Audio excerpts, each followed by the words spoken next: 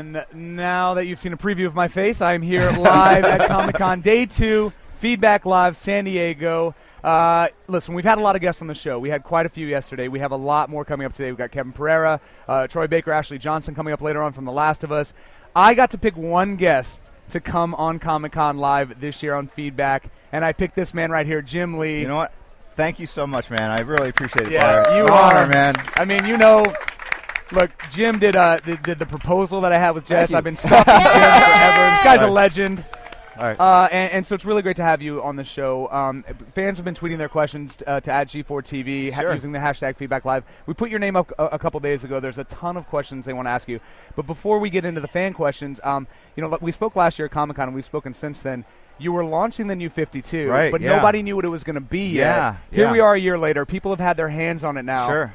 How has the reaction been to the New 52 at San Diego Comic-Con? Dude, it's been awesome. I mean, last year I think it was a whole wave of skepticism and kind of questioning, and now that the books are out, people have seen like not just one story arc but two story arcs. The reaction has been a complete 180. I mean, people are loving it. The panel rooms are completely full. Right.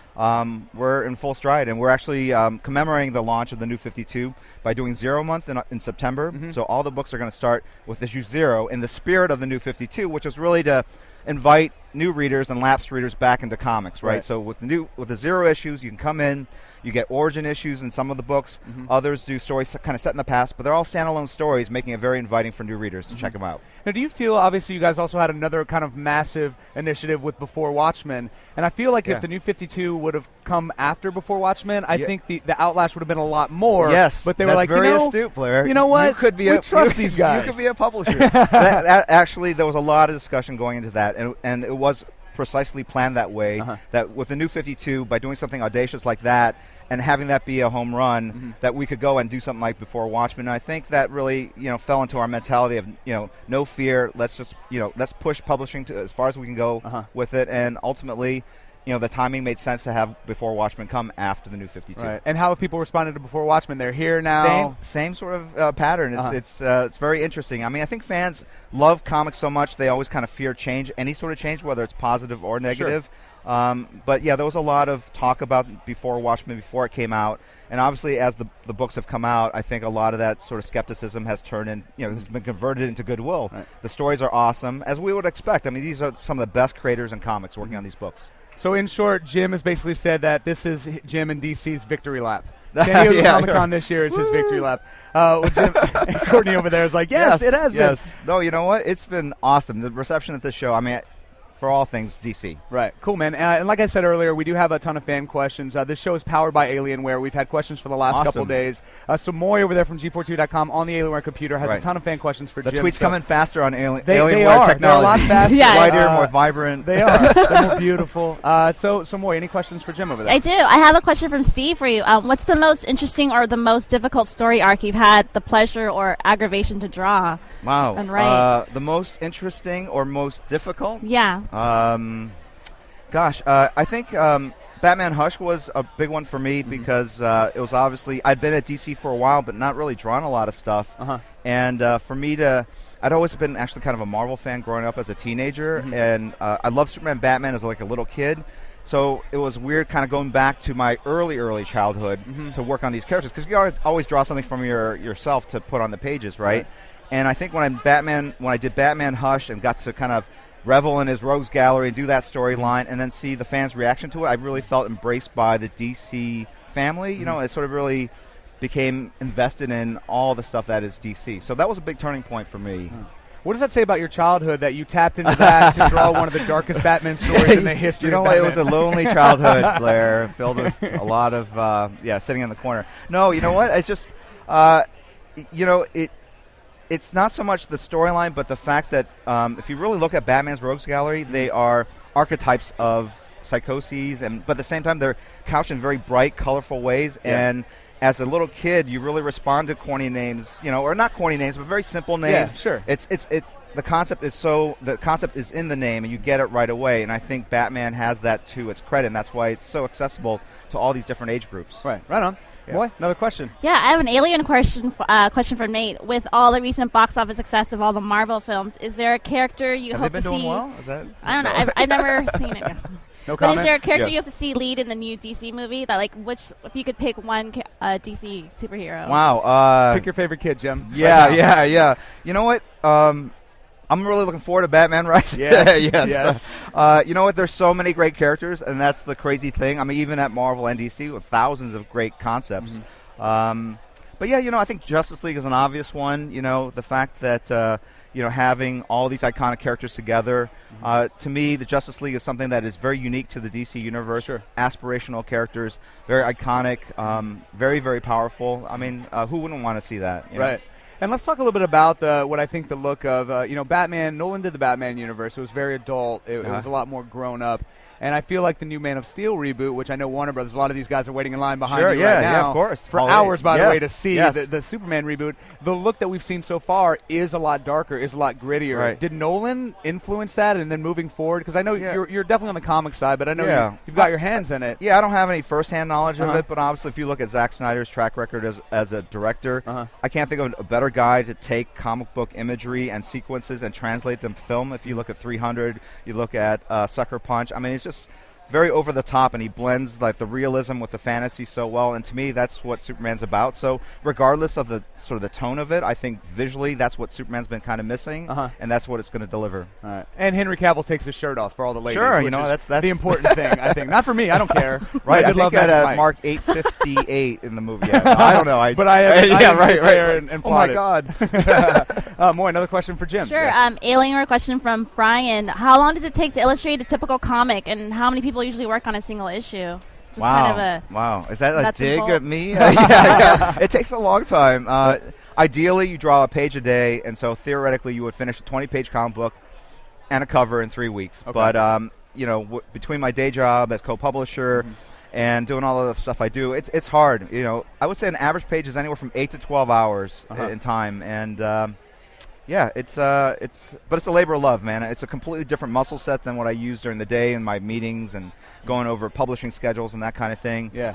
And I would never trade it one for the other, honestly. Right. What's been most fun for me, I think, since Twitter has become what it's become, I remember you and I kind of got on Twitter at the same time. Sure, yeah. And we were talking about how great it is. And I watched you when you bought your iPad. I watched you start drawing on the iPad, which has got to been, the technology being what it is today, you kind of set the bar for literally from like pen and pencil drawing. Well, thank you. And here you are now doing all this amazing stuff on the iPad. Right. Do you love the technology, or do you kind of wish that, more people kind of harken back to I love it because, the great thing about the iPad or any sort of drawing program on a computer is, especially when you do paint, you can make changes and then undo them, which you can't do in real life. And if you're trying to learn how to paint, and that's what I love about iPad, I can paint okay, but it's something I'm always like kind of working on. I paint portraits of friends and things like that. Yeah, you did a a really nice one for a friend of yours. That got a wedding out of it. Yeah, so right. I appreciated that. Exactly. Yeah. So, and I like to dabble and kind of paint, and that technology allows you to do it.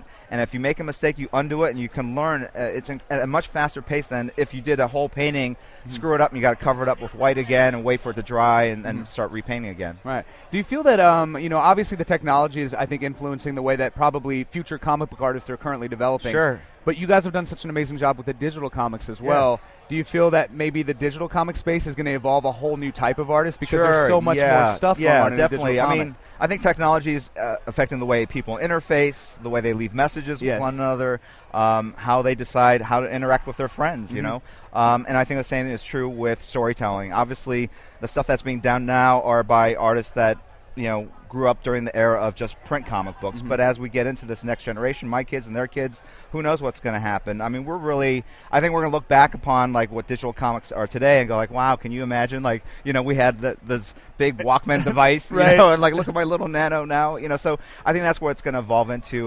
But at the same time, the storytelling can't change too much because if you do, then it's no longer a comic book. It becomes either a motion comic or video. So there's only so many things you can add to it at the same time. So, the audience is going to determine what ultimately it evolves into. Right. And I'm happy that the comic book industry decided to embrace the digital space a lot sooner than, say, the music industry, which I feel was dramatically affected because they didn't do it. DC was the first major publisher to go day and date on things. You really set the bar for that, but a lot of people at the time were like, Very look, this is a skeptical, really right. bad idea. So basically what I'm saying is everything you guys do, you're right. No, it seems that everything has worked out for you. Yeah, we lucked out on that, but we did some research into it. But ultimately, Right. at the end of the day, people were fearing that digital would cannibalize print sales. Right. But the reverse has happened. We've actually seen about the industry has seen 10 to 20% growth in print sales, and obviously digital is one of our fastest growing channels. Right, which is nice for you guys. Yeah, you know what? I can't name another print industry that's experiencing that kind of volume in both channels. Oh, absolutely. I mean, on the literature side of things, I know that physical book sales have dropped a lot. Right, it seems like it's one or the other, right? Yeah. So it's a zero-sum kind of situation. It's not that way in comics. Right on, man. Yeah. Moy, another question for Jim from the Twitter followers. So, since you had talking about all the digital comics and the move towards that area, Sean wants to know, what advice would you give to aspiring comic authors and artists today with that? Yeah, I was just talking about this with Neil Adams at breakfast today. Not to name drop, but no. he's awesome. Oh. That's a good name to drop, though, on the comic book side of things. I get that question a lot. I would ultimately tell, if I were trying to break into comics today, I don't think I would ask Marvel or DC for a job. I would send out the letter, right. But if they told me no, I would just put my own comic book on the web and own it and just run with it. I mean, there's nothing holding you back. Right. All the tools are available now to do your own web comics, put them online. You can even sell them digitally yourself. So it really, there's no excuse. If you want to be a comic book creator, the only thing holding you back is yourself. Right. It's interesting that you say that because I get a lot of questions. How do I break into hosting? How do I break into television? And I say to people, you're right. Yeah. 15 years ago when I started doing this stuff, I couldn't put everything that I do on the internet for people to see. Yeah.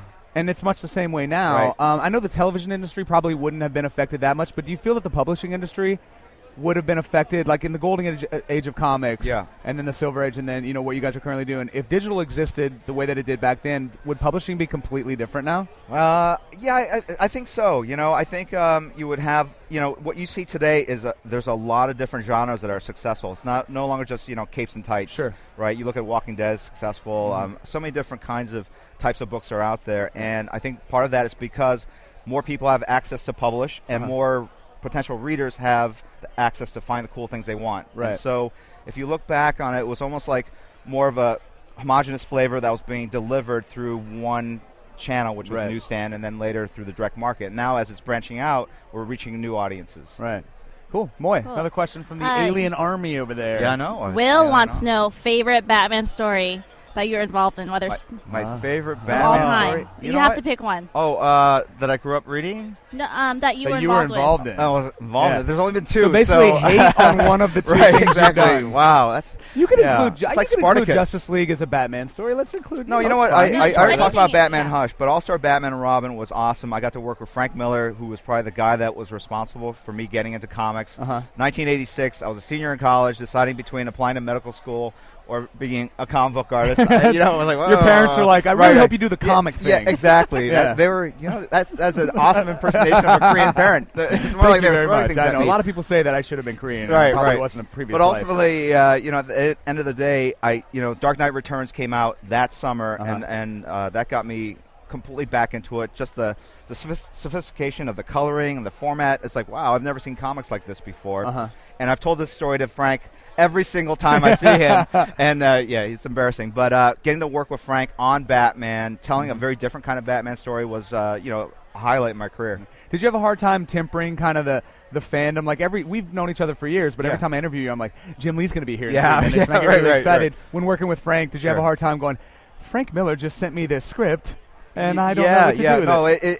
It's tough because he's such a great visualist and an artist himself. When I read his scripts, I can immediately picture it the way he would draw it, and then I look at what I do and I'm like, oh, this is so over-rendered and so busy. He would just get to the meat of the point, and that's tough working with a guy like that. But he's always been super kind and supportive and a friend of mine, so it's been great. Cool, man. Well, I wish I had more time with you. Unfortunately, we have to close this out, but I know you guys are working on a ton of stuff. You're here showing off a ton of things. But if there's really one thing at home that the fans, that you're most excited that you guys are putting out moving forward, what do you think the fans should be looking out for? I'll tell you that a book that's coming out in August, Rorschach, Before Watchmen, Brian Azzarello, great writer. Lee Bermeo, who is an artist I think I hired when he was like 19 years old. He started out as a Wills Portacio clone, completely morphed into this other very unique kind of style, very dark, edgy storyline. I think you're a fan of Watchmen and Rorschach. People are really going to flip out when they see this story. I'm looking forward to it, man. Thank you so much for being here, Jim. You. Really appreciate it. Big round of applause for Jim Lee, everyone. Thank you.